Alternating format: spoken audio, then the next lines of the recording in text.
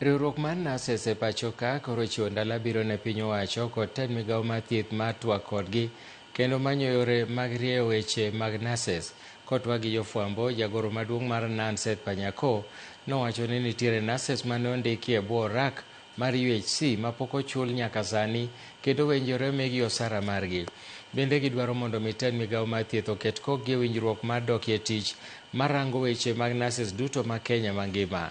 Nan bende nochiwo siem ne ute mag thieth mapok okete tim winjruok mar dokie tich ma higa 2017 ka giywago alwora kata lwasi makare mar tich ne Nases.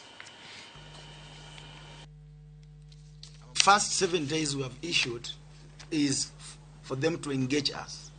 At the lapse of the 7 days, we are going to issue now a strike notice. The return to work formula of 2017, we have been talking about it for so many years.